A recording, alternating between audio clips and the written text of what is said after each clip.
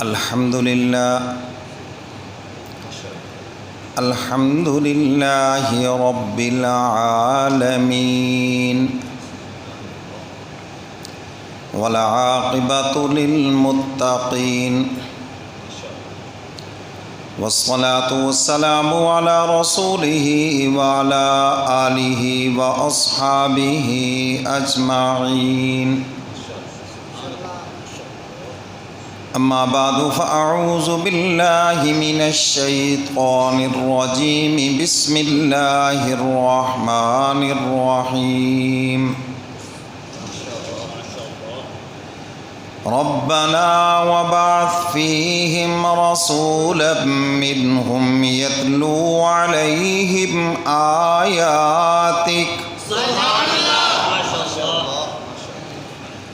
آياتك ويعلمهم الكتاب والحكمة ويزكيهم إنك أنت العزيز الحكيم.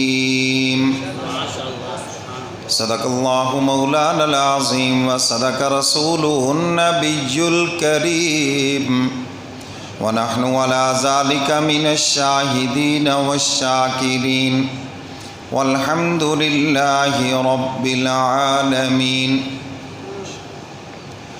حضور آئے تو سر آفرینش پا گئی دنیا، اندھیروں سے نکل کر روشنی میں آ گئی دنیا. بجھے چہروں کا زنگ اترا، ستے چہروں پہ نور آیا. حضور آئے تو انسانوں کو جینے کا شعور آیا. یا ربی صلی وسلم دائما ابدا علی حبیبک خیر الخلق کلہم والحبیب الذی ترجع شفاعتہ لکل حول من الاحوال مقتحم. درود پاک پڑھ لیں سب حضرات محبت سے. اللہم صلی اللہ.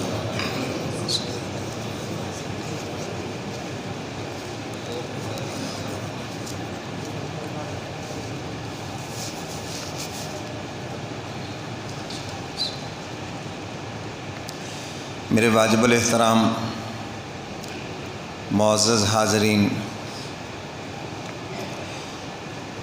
گزشتہ جمعہ آپ حضرات کے سامنے حضرت ابراہیم علیہ السلام کی کچھ قربانی کا تذکرہ کیا، اور ابراہیم علیہ السلام نے اللہ سے پھر اللہ کا محبوب مانگا.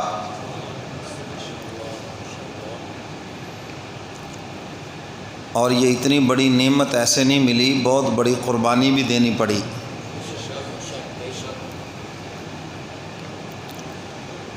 ابراہیم علیہ السلام نے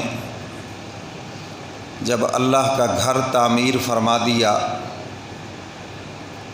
بیت اللہ کی تعمیر مکمل ہوئی. بیت اللہ سب سے پہلے فرشتوں نے بنایا، پھر حضرت آدم علیہ السلام نے بنایا،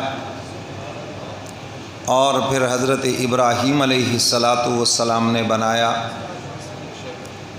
اور پھر حضور علیہ السلام کے دور میں کفار مکہ نے اس کی تعمیر کی،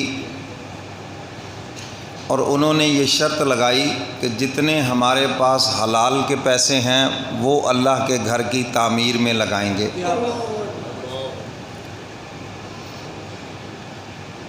اب ان کے پاس حلال کے پیسے تھوڑے تھے، اور آدھا بیت اللہ تعمیر ہوا اور آدھا چھوڑ دیا.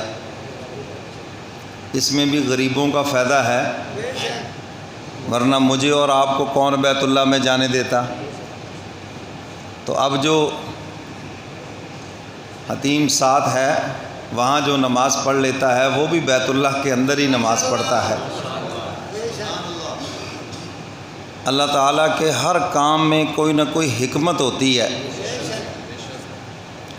اگر ان کے پاس پیسے زیادہ حلال کے ہوتے تو سارا بیت اللہ تعمیر کر دیتے، تو پھر صرف بادشاہ ہی جاتے، غریب کوئی نہ جاتا۔ تو میرے محترم سامعین، یہ بھی بات سامنے آ گئی کہ حلال کے پیسے ہوتے تھوڑے ہیں لیکن برکت بہت زیادہ ہوتی ہے۔ آج دنیا کثرت کے پیچھے بھاگ رہی ہے، حالانکہ کام برکت سے بنے گا۔ ہمارے بڑوں کے پاس کب اتنے پیسے ہوا کرتے تھے، لیکن ان کے تھوڑے پیسوں میں بڑی برکت تھی۔ ایک آدمی کماتا تھا، سارے گھر والے مزے سے کھاتے تھے، پھر بھی کچھ نہ کچھ بچ جاتا تھا۔ اب سارے ہی کماتے ہیں اور سارے ہی روتے ہیں، کیونکہ ہمارے مال سے برکت نکل گئی۔ کثرت تو ہے، اتنی کثرت ہو گئی، اب تو انسان نوٹوں کو گننے سے عاجز آ گئے، نوٹ گننے کے لیے بھی مشینیں لانا پڑی، کثرت اتنی ہو گئی۔ نوٹ گننے کے لیے بینکوں میں تو ہے ہی ہے، اب تو بڑے بڑے کاروباری مراکز میں بھی مشینیں رکھی ہوئی ہیں نوٹ گننے کے لیے۔ کثرت اتنی ہو گئی اور مال سے برکت نکل گئی، تو اس لیے حق تعالیٰ سے کثرت نہ مانگے، مال کے اندر برکت مانگے۔ حضور علیہ الصلاۃ والسلام یہی تو دعا مانگتے تھے، یا اللہ وسعت والا رزق عطا فرما دے، برکت والا رزق عطا فرما دے۔ تو حق تعالیٰ برکت والا جب رزق عطا فرماتے ہیں تو تھوڑے پیسوں سے، تھوڑے رزق سے اللہ بہت سارے کاموں کو آسان کر دیتے ہیں۔ تو میرے محترم سامعین، ابراہیم علیہ الصلاۃ والسلام نے تعمیر فرمائی، اور اس کے بعد کفار مکہ نے۔ حضور علیہ الصلاۃ والسلام فرماتے ہیں میں چاہتا تھا کہ اس کی تعمیر دوبارہ پھر ابراہیم علیہ الصلاۃ والسلام کی طرز کے اوپر کر دوں، کیونکہ اس میں بیت اللہ کا دروازہ بالکل زمین کے اوپر تھا، لیکن حضور فرماتے ہیں کہ اس میں چونکہ جھگڑے کا اندیشہ ہے، اس لیے اسی تعمیر کو اسی طرح باقی رکھا۔ تو میرے محترم سامعین، ابراہیم علیہ الصلاۃ والسلام نے تعمیر فرمائی، تو اب جب اوپر چڑھنا تھا تو اس کے لیے سیڑھی کی ضرورت ہے، لفٹ کی ضرورت ہے۔ تو حق تعالیٰ نے وہ جنت سے پتھر بھیج دیا جس کے اوپر ابراہیم علیہ الصلاۃ والسلام کے پاؤں کے نشان بھی لگے ہوئے ہیں، تو وہ لفٹ کا کام دیتا تھا۔ ابراہیم علیہ الصلاۃ والسلام اوپر چڑھتے، وہ بلند ہو جاتا، آپ وہاں تعمیر فرماتے، اینٹیں لگاتے، پھر وہ نیچے آ جاتا۔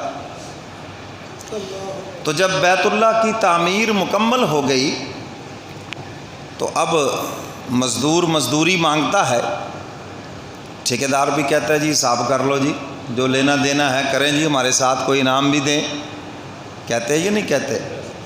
تو ابراہیم علیہ الصلاۃ والسلام نے بھی یہی عرض کیا، مولا